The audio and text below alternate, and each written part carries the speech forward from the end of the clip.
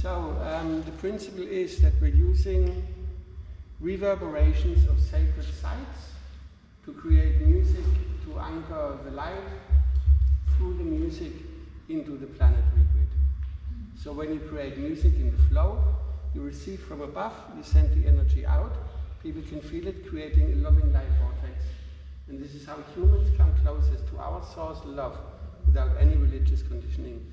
That's the magic of live music. And this is the principle behind the sonic temple of Avalon. And then also to essentially this is how we anchor the light of Christ, the light of the Aten, the light of Atlantis into the planetary grid through music without words. And I'm on this mission. And it's also to do with the divine feminine, how the church and religion suppress the divine feminine to use the power of religion for war. And then there's been various attempts in history where they cut out the middleman of the priests.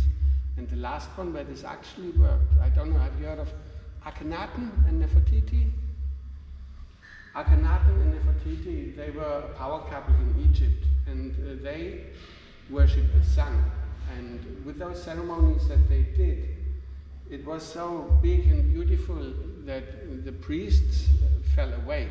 Like they tell you in history that they, and there were wars and stuff. The war was happening with magic. There was no bloodshed. He didn't have any army. It was all just with the beauty that they created, so to say, they made people worship the sun. Monotheism was born during that time.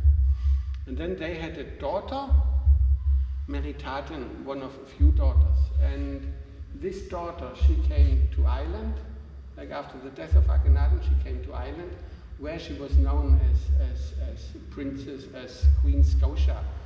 I don't know if you heard of Queen Scotia. She is said to be the founder of Ireland and the founder of Scotland.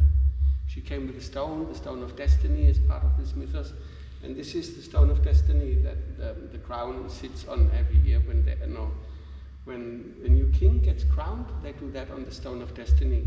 So this Irish mythology, Scottish mythology is important enough for the crown to acknowledge it by sitting on it every time they get throned. And so tonight later we're gonna listen to vibrations, echoes created by the funeral chamber of Meritaten in Egypt, where she would have been buried if she would not have gone to Ireland. Now these are the technicalities and everything